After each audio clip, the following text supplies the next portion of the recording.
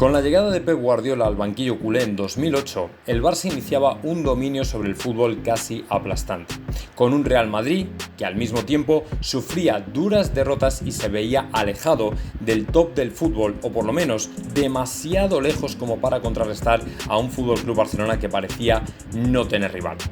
En el verano de 2009, Florentino Pérez traía fichajes millonarios a algunos de los mejores jugadores del momento, como Cristiano Ronaldo, Kaká o Benzema, precisamente con la idea de contrarrestar la fuerza de ese nuevo Barça que había resurgido de sus cenizas como un auténtico huracán. En 2010, sin embargo, después de que en aquella fatídica temporada de 2009 los planes de Florentino de fichar grandes jugadores para contrarrestar al Barça fracasara completamente y después de quedarse los blancos con 0 títulos en esa misma temporada, se convino que algo más había que hacer, tomar otra decisión que marcara un punto de inflexión y que por fin pudiera e hiciera más competitivo al Real Madrid hasta el punto de igualarlo al mejor FC Barcelona que habíamos visto en mucho tiempo. Y así es como en 2010 se fichaba al entrenador José Mourinho, quien por cierto había ganado con el Inter de Milán en Champions al FC Barcelona hasta el punto de echarle de la competición en aquella imagen insólita del entrenador portugués celebrando bajo los aspersores la eliminación del FC Barcelona, algo que agradeció el madridismo por haber evitado que los culés pudieran eventualmente ganar una Champions en el Bernabéu. El luso lógicamente llegó a Madrid como el antihéroe que rompería el dominio culé y de esta forma el equipo blanco comenzaría la Liga 10-11 con ánimos absolutamente renovados y pensando que ahora sí tenían la fórmula, habían encontrado el acertijo precisamente para frenar al FC Barcelona. Obviamente el primer test de fuerzas llegó en el primer clásico de Liga, donde parecía eventualmente todo muy igualado. Un Real Madrid renovado, competitivo, contra un Barça todavía muy dominador que no tenía visos de bajar el pie del acelerador. Sin embargo, a pesar de que ninguno de ellos se guardó nada para el ataque y que fue un partido absolutamente bestial, lo cierto es que el FC Barcelona arrolló literalmente a un Real Madrid que sufrió una de las más dolorosas derrotas de su historia reciente, el 5-0 que ha perdurado en la memoria de muchos madridistas durante demasiado tiempo. El Barça se apoderó del balón y arrolló a un Real Madrid a quien la derrota desquició ya en el mismo partido. De hecho, en los instantes finales, momentos de nerviosismo como los vividos con Cristiano Ronaldo, con Guardiola y luego ya finalmente con la patada de Ramos a Messi que le costó la expulsión y una enorme tangana en el centro del campo, sentenció de manera definitiva el proyecto, o por lo menos aparentemente, que Mourinho había traído al Real Madrid precisamente para contrarrestar la fuerza del Barça. Una vez finalizado el encuentro, el Real Madrid bajó la barbilla y solo le quedó la opción de tirar hacia adelante y tratar de seguir ganando puntos, esperando a que en el siguiente combate se pudiera ver a otro equipo completamente diferente, capaz esta vez sí de frenar a un FC Barcelona que parecía todavía más superior de lo que ya se había mostrado en años anteriores.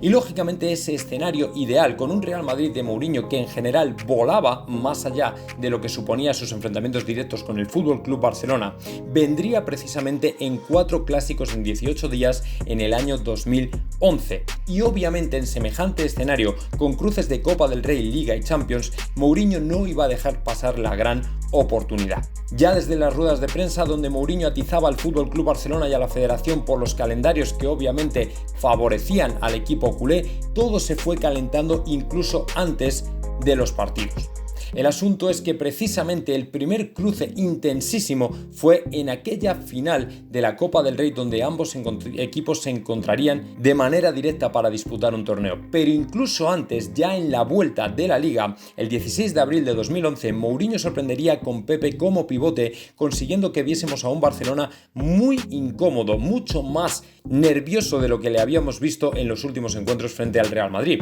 De hecho, tal fue la desesperación que Messi soltó un balonazo a la grada que luego solamente Pepe, tuvo que recriminarle. El Madrid se quedó con 10 al inicio de la segunda parte tras el penalti de Albiol y minutos más tarde Cristiano consiguió igualar el partido hasta el 1-1. Insuficiente lógicamente para alcanzar el liderato, pero que marcó el cambio de tendencia. Con un Real Madrid segundo en Liga y con aquella humillación en el Camp Nou en la memoria de los culés, lógicamente la final de la Copa del Rey era el mejor test de pruebas para ver quién se encontraba en mejor forma.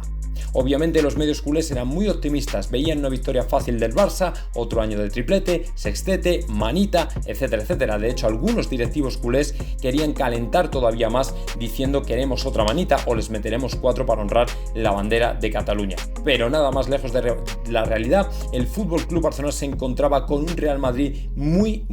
diferente. El 20 de abril de 2011 tuvo lugar esa segunda batalla, esta vez una final, un partido caliente ya desde las ruedas de prensa una vez más, con un nivel de agresividad y tensión como nunca antes visto. Un partido que además nos llevó hasta la prórroga con un 0-0 emocionantísimo y en el que solamente Cristiano Ronaldo, con un cabezazo para la historia, conseguiría romper precisamente para darle su primer título al Real Madrid frente al FC Barcelona.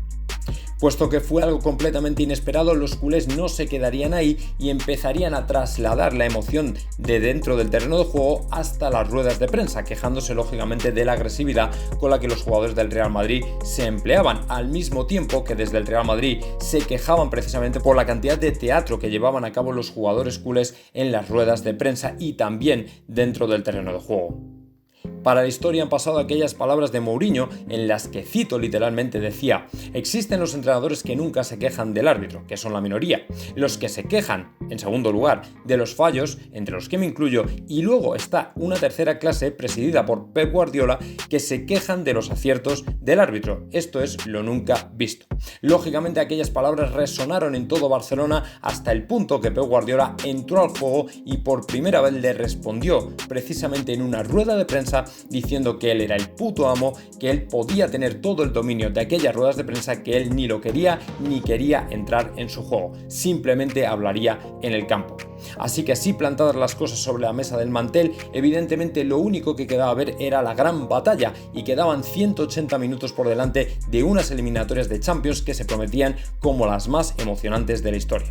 Empezaría la batalla precisamente en el Bernabéu con otro de los habituales robos de los de Guardiola. Al minuto 64 Pepe es expulsado por una entrada sobre Dani Alves al cual no llegó ni a tocar y sin embargo le costó la roja directa para desesperación de Mourinho, precisamente que por las protestas también tuvo que marcharse del terreno de juego. Con el Real Madrid completamente desarbolado por esas inesperadas expulsiones, el Barcelona aprovechó para sacar una ventaja de cara a la vuelta del Camp Nou de 0-2 que era prácticamente imposible de remontar para el Real Madrid. Después, lógicamente, vino la consabida rueda de prensa en la que Mourinho ya se desataría completamente a la vista de que la eliminación estaba a las puertas. Si digo al árbitro y UEFA lo que siento, termina hoy mi carrera, dijo el técnico portugués. ¿Por qué? ¿Por qué Obrevo? ¿Por qué Busaca? ¿Por qué De Blequere? ¿Por qué Stark? ¿Por qué? Los famosos por qué de Mourinho, que de alguna manera querían llamar la atención sobre el modo y manera que ganaba el FC Barcelona en la UEFA. En cualquier caso, la llamada, el título que le hizo Busquets a Marcelo,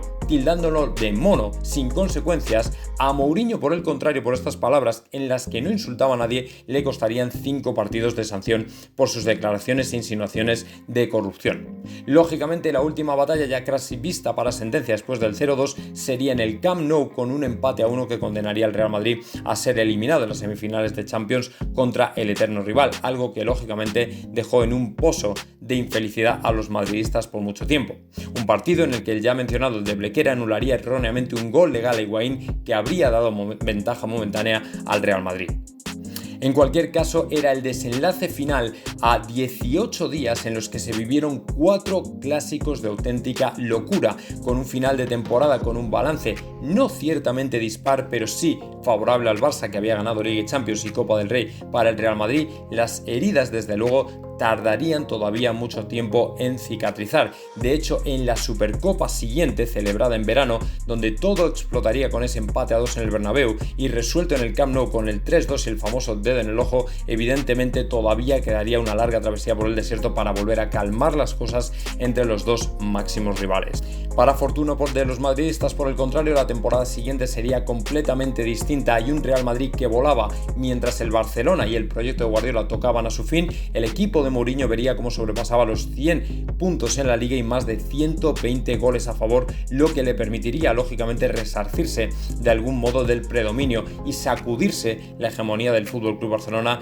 en el fútbol español. En cualquier caso, para el futbolista, para el aficionado medio, una época de altísima tensión que enfrentó a dos equipos históricos con los mejores jugadores del mundo en aquella época, una época en la que además el Madrid se desprendió por fin del miedo que le estaba cogiendo al Fútbol Club Barcelona precisamente por su sobrado dominio de las cosas. Desde luego Mourinho está claro que se puede decir que devolvió al Madrid a lo más alto y acabaría con Guardiola en su carrera como entrenador en España y sacaría finalmente todas las vergüenzas del equipo culé en nuestro país. Así que nada más, madridistas, espero que os haya gustado este pequeño resumen de la guerra de clásicos y que por supuesto no os perdáis más interesantísimos vídeos que tenemos por ahí para sugerir. Así que nada más, a la Madrid y os veo en el siguiente.